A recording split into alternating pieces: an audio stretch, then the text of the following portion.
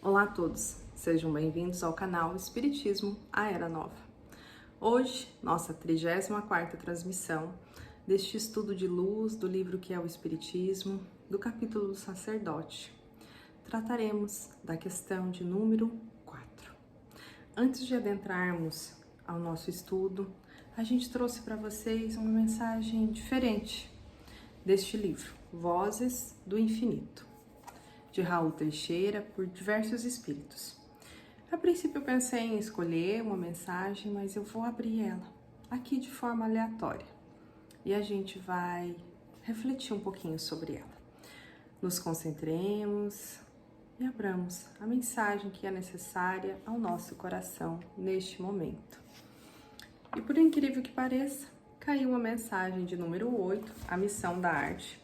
Deixa eu só voltar aqui para ver quem a escreveu. Foi Camilo, o benfeitor de Raul Teixeira, que nos trouxe essa belíssima mensagem. E ela fala assim: a arte é a das mais profundas formas de expressão que o espírito pode encontrar sobre a terra. Quando penetrada por ideias de excelência, cabe à arte o labor de cooperar no desenvolvimento da estesia nas criaturas de Deus. Assim, o artista é alguém dotado dessas sutis percepções, tendo possibilidades, muitas vezes, de captar a vibração superior da vida, as ondas luminosas de esferas cerúleas e apresentar aos homens o produto da sua filtragem. O artista imbuído da arte que se agita nos painéis dos cosmos, quando segue fiel aos preceitos do equilíbrio na realização do bem, não poucas vezes se faz intérprete de fulgurantes mensagens, depositário que se torna dos fulgores estelares. Cooperador de Deus, cabe ao artista desenvolver ou colaborar para que se desenvolvam nos seres humanos os sentimentos do belo, do inefável, do indefinível. Não é por outra causa que nos deparamos com artistas de níveis variados, atendendo aos programas da divindades nos patamares mais diversos do mundo. Dos tambores rústicos da selva aos violinos apaixonados de rutilos concertos, vemos a presença de Deus. Da expressão rupestre está esbatida do neolítico às telas perfeitas de Rembrandt, temos a presença de Deus. Do totem do pristinos dias da tribo às esculturas de Miguel Ângelo na Europa, percebemos a presença de Deus. Das evocações do vozerio rítmicos dos polinésios às mais formidáveis sinfônicas do mundo, sentimos a presença de Deus, conduzindo seus filhos ao amadurecimento estético, aos voos mais altos da sensibilidade, a fim de que o compreendam gradativamente na fieira evolutiva. Não podemos ignorar, contudo, que aparecem aqui e ali em muitos lugares, e mesmo que luxuriam em vários locais do mundo, almas infernizadas em si mesmas, marcadas pelos instintos rebaixadores do crime, possuidoras de pulsões anímicas aberrantes, que se mostram como artistas, impondo aos despreparados e incautos as suas alucinações íntimas, as quais nomeiam como arte. No momento em que vive a humanidade, em meio a tantas confusões conceituais e do gargalhar do deboche, mesmo nas áreas onde deveria vigorar o legítimo e o são, a irisão campeia, a loucura toma foros de destaque e se projeta nas telas como nas pautas, nos palcos como na literatura, enrodilhando um incontável número de indivíduos em suas sombras. Na hora torturante pela qual passam os homens da terra, encontramos grande leva de considerados artistas que ignoram a sua missão de contribuir com a obra do Criador, enleiam-se nos fios da vaidade e, ao revés de prestarem homenagem à vida cósmica por meio de sua arte, põe-se como centro dessa arte, buscando o aplauso e a fama, a riqueza e os fogos fátuos que brilham por pouco tempo, deixando trevas e amargores, lágrimas e frustrações na alma dos desprevenidos comerciantes da arte. Se identificas em tuas possibilidades a presença do Senhor a se fazer através de diversificada expressão artística, aleva-te, aprimora-te, ilumina-te, conquista-te e deixa-te a ti mesmo penetrar pelas vibrações dos seres angélicos que honram Deus, espargindo amor e saúde pelo universo, a fim de que, ao longo dos tempos, participes dos seus místeres. Fazer arte, em verdade, é louvar a Deus, alcandorando os seres da humanidade. Enganja-te nesse labor e deixa brilhar também aí a tua luz. Muito bem, que Deus nos permita brilharmos a nossa luz através da arte, através das expressões artísticas, através daquilo que eleva o nosso coração, que nos traz paz, que nos conduz sempre para mais perto de Deus, que a gente possa ser um canal realmente de luz na canalização, no trazer a nossa arte, seja por escrita, por pintura, pelo teatro, pela música, porque todos temos responsabilidade sobre as nossas criações. Então, que nós possamos sempre nos ligar aos anseios do belo, do bom, para que a arte possa elevar o nosso coração e a nossa alma. E que Jesus possa nos iluminar neste estudo de hoje. Muito bem, adentrando propriamente ao nosso estudo, nós trataremos da questão número 4, dando sequência ao estudo anterior, e a número 4 diz o seguinte: o padre se dirige a Kardec da seguinte forma: um livre pensador tendes proclamado a toda hora a liberdade de pensamento e de consciência, e declarado que toda crença sincera é respeitável. O materialismo é uma crença como qualquer outra, porque não gozaria ele da liberdade que concedeis a todas as outras? Kardec responde: cada um é, seguramente, livre para crer no que lhe agrada, ou para não crer em nada.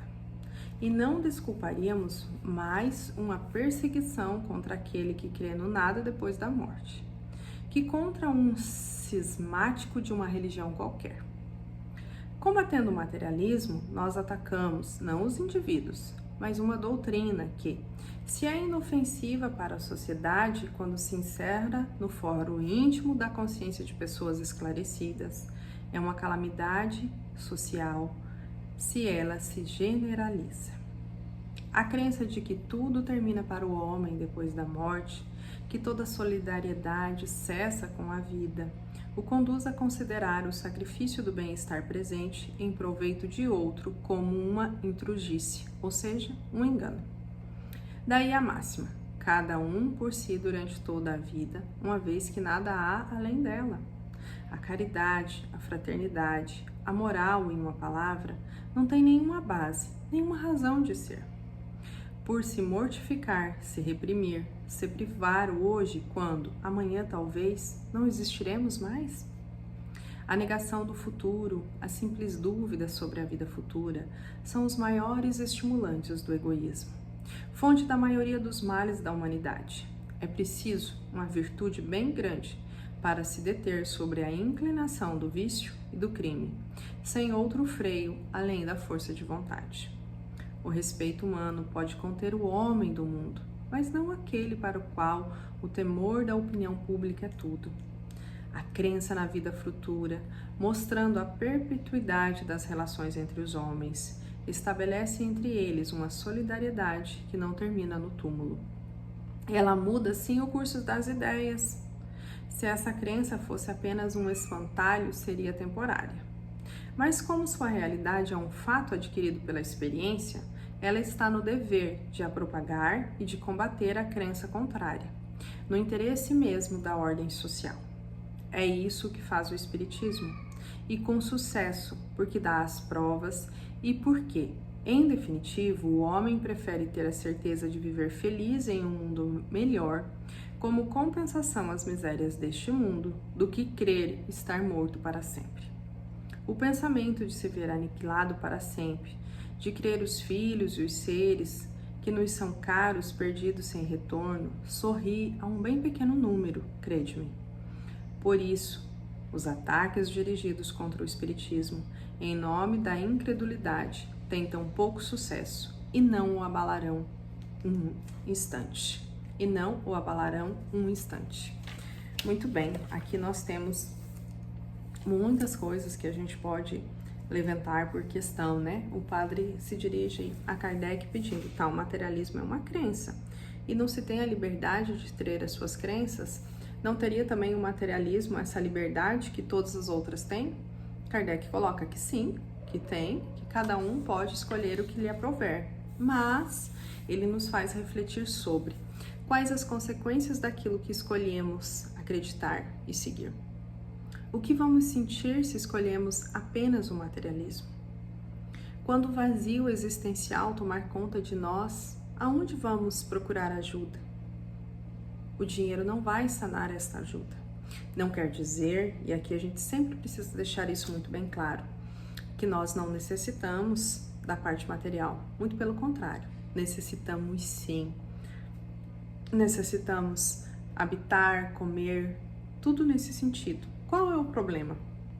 A gente precisa, sim, do progresso intelectual e material, até mesmo porque o progresso material, ele nos auxilia a ajudar os outros, ele nos dá uma condição de vida melhor, ele nos faz com que a gente tenha um conhecimento a mais que possa despertar uma outra consciência, engrandecer a nossa. Então, ele tem uma finalidade divina. O dinheiro é divino, ele é uma energia pulsante divina, que sim, temos o direito, a necessidade, o merecimento de irmos atrás. O problema está, e se eu só acreditar nele? E se eu tiver essa doutrina que vai pesar na minha consciência, entende? Tipo assim, eu vou acreditar que só existe isso aqui, esse material aqui, entende? Só o que eu tô tocando, né? Só aqui a Terra. E que daí depois que um ser querido, que alguém desencarna, que volta à casa do Pai, não vive mais, não existe. E que sentido teria? E se é uma pessoa que eu amo muito? Se é uma pessoa que eu estimo muito, profundamente, eu não quero ver ela bem? Sabe? Então é isso que Kardec coloca em pauta. É a gente não se enganar de que esta vida material, ela é passageira.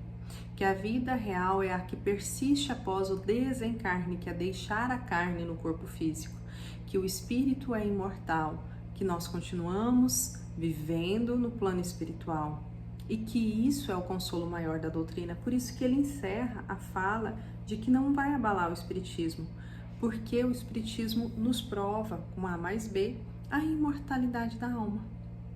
Né? Hoje, essa Semana Santa, que antecede o feriado de Páscoa, nós temos a ressurreição. O que é a ressurreição? A ressurreição é a prova de que Jesus nos deu, sábia e programadamente, de que a vida espiritual existe e persiste. Olha só, como a missão de Jesus foi perfeita aqui na Terra. Ele nos provou a reencarnação. Por que ele nos provou a reencarnação? Porque Jesus já tinha concluído o seu processo evolutivo, ele já tinha se iluminado, ele já conseguia sentir a Deus, ele já tinha chegado até o Pai. E aí foi necessária uma programação cósmica de no mínimo uns 1000 anos para que Jesus pudesse reencarnar na Terra, voltar à carne no seio de uma mulher, né? No útero, no ventre de uma mulher. Então, o que foi colocado?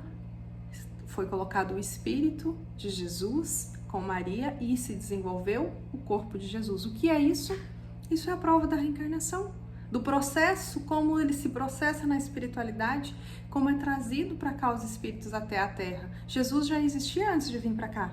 Nos faz pensar, não faz? Isso é grandioso, isso é magnífico. Isso está em toda a literatura cristã. E Jesus tomou um outro corpo para cumprir uma missão. Qual que era a missão de Jesus? Nos ensinar a amar.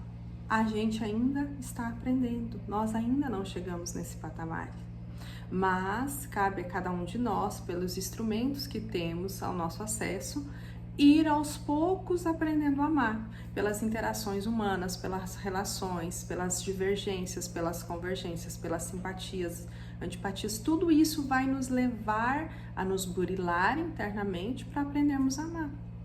E aí quando Jesus vem cumpre a missão dele, convive com as pessoas, não deixa nada escrito, ele não funda nenhuma religião, porque a gente precisa lembrar que quem fundou a Casa do Caminho foi Pedro, não foi Jesus, ele não escreveu nada.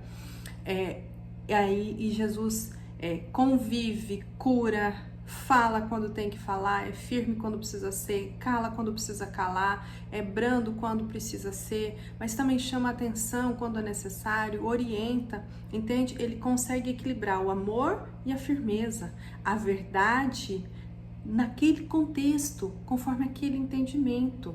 Então ele cumpriu a sua missão. E por que ele se deixou ir para a cruz? Para provar que a vida espiritual existe. Por que ele ressuscitou e surgiu em espírito? Porque o espírito é imortal. E o espírito estava revestido do perispírito, que foi como quando ele apareceu para Maria Madalena, para os apóstolos. Quando ele se deixou tocar, ali foi um fenômeno mediúnico por Tomé, né? E ele provou que a espiritualidade existe, que a vida persiste depois da morte. Nós não temos dúvida. Jesus cumpriu tudo isso, trazendo a reencarnação, reencarnando, mostrando como é o processo reencarnatório e o processo de desencarnação, provando pela ressurreição de que a vida espiritual existe e persiste depois da morte física. E aí como que nós vamos constatar, como que a gente vai contra isso, se Jesus mostrou? Entende que daí o materialismo cai por terra? Não tem mais sentido? Jesus já cumpriu essa missão, Jesus já fez isso. Entende? Então é só a gente raciocinar, é a gente pegar o texto, o contexto, a gente analisar, a gente fazer essa soma de A mais B, a gente olhar além, a gente procurar um pouquinho que a gente vai chegar a essa conclusão. Aí só finalizando essa questão da ressurreição, no caso de Jesus, ele ressurgiu e foi até o Pai. Por quê? Porque ele já tinha aprendido a amar, então ele não precisava mais voltar à Terra em reencarnação, entendeu? Por isso que é ressurreição, ressurgiu, né? Veio.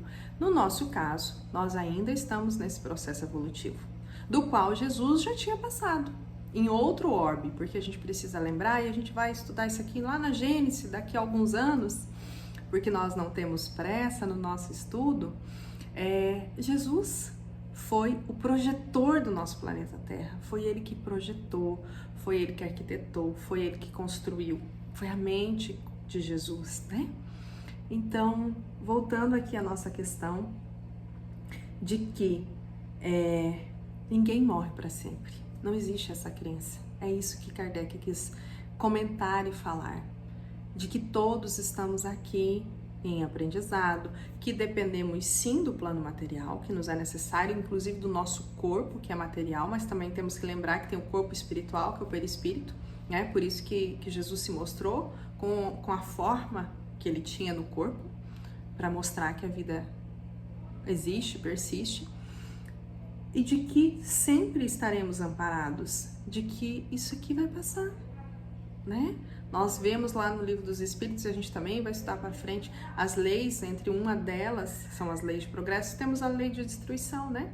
Que na natureza nada se perde, tudo se transforma, então é necessário se destruir aquele material, se transformar em outra coisa para que o ciclo da vida continue sempre ativo, não é mesmo? E aí a gente vai vendo que o material é um instrumento de evolução, que também está evoluindo. Né? E aí é algo um pouco mais complexo que a gente não vai entrar aqui nesse assunto, nessa pergunta. Vamos nos deter aqui um pouquinho mais na fala de Kardec. Eu quero destacar a seguinte palavras: a caridade, a fraternidade, a moral, em uma palavra, não tem nenhuma base, nenhuma razão de ser, se a pessoa só acreditar no materialismo, se ela se apegar só ao materialismo. E aí ele vai colocando, né? A crença na vida futura mostra a perpetuidade, ou seja, a continuação das relações entre os homens. Quando a gente assiste o filme O Nosso Lar, e quem não assistiu eu convido para assistir, tem ele completo no YouTube, a gente vê a formação das famílias espirituais, né? Então aquela perpetuidade, né? A continuação, o reencontro de almas afins, de almas que já voltaram para o plano espiritual, então cumpriram aquele aprendizado momentâneo, temporário naquela existência, voltaram, né, desencarnaram, passaram pelo processo ali da morte, mas continuam vivos. Então a gente vê essa solidariedade que não termina no túmulo, como diz Kardec. Ela muda sim o curso das ideias, ou seja, é o que a gente falou no início. Se uma pessoa muito querida nossa volta à casa do Pai primeiro, a gente não fica rezando por ela, a gente não tem aquela esperança de que ela está bem, e ela está bem, porque Jesus já provou isso para nós lá na cruz, que a vida continua. Então a gente não tem dúvida. Quando a gente começa a racionalizar, raciocinar, a trazer à luz essas questões que Jesus quis trazer, a gente vê que a gente não tem dúvida. A vida espiritual existe sim. Não tem como duvidar. Entende? Nós sentimos aqui no nosso coração essa vibração. Mas o que Kardec nos convida é: não nos apeguemos ao material. Porque se chegar a hora do nosso desencarne, a gente vai ter que deixar. Né? A gente não vai, popularmente falando, levar nada para o caixão. O que a gente tem que fazer enquanto a gente está aqui? Utilizar de uma forma sábia e equilibrada os recursos que nos cabem. Ponto. Né? E ter fé de que a vida existe, persiste, continua, e isso é muito consolador. Isso é o amparo divino, sabe? É a gente sair do nosso comodismo mental às vezes, do nosso marasmo de pensamento, começar a despertar consciência.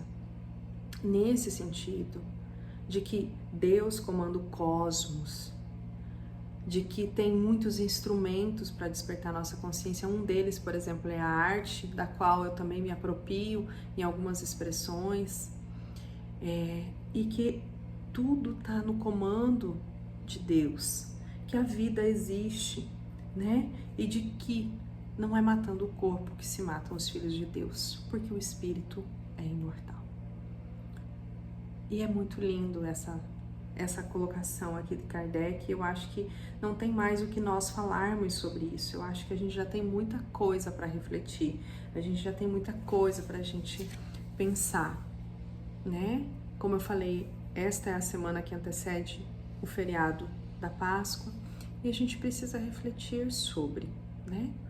E também lembrar o seguinte, que simbolicamente os homens trouxeram uma data no calendário para o feriado, mas que Jesus ressuscita e ressurge no nosso coração todos os dias, que assim nós deixamos, todos os dias que nós fazemos uma oração, todos os dias que nós rezamos por um ente querido que já voltou à casa do Pai, todos os dias que nós buscamos ajuda, todos os dias que nós olhamos para o céu e falamos assim: hoje eu preciso de ajuda, ou eu peço ajuda a alguém. Assim como todos os dias, quando a gente precisa encarar algumas coisas e a gente tem que olhar e pensar assim: o que Jesus faria? Agora é momento de calar, ou agora é o momento de ter coragem de enfrentar alguns conflitos, porque a gente precisa disso às vezes. Os conflitos equilibrados são saudáveis, a gente cresce com eles. A gente precisa refletir sobre as divergências de opiniões, colocar-nos sempre nesse pensamento: eu tenho razão, não tenho razão, o outro tem, não tem, mas sempre pensar assim: o que Jesus faria?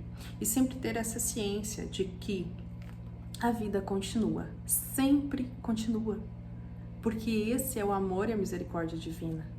Deus não nos criou para que depois da morte física nós não existíssemos mais. Ele nos criou com o objetivo de aprendermos a amar e chegarmos até Ele através de todos os nossos aprendizados. Quando a gente aprender a se amar, amar o próximo e amar a Deus sobre todas as coisas, aí nós vamos começar a compreender e captar um pouquinho melhor isso.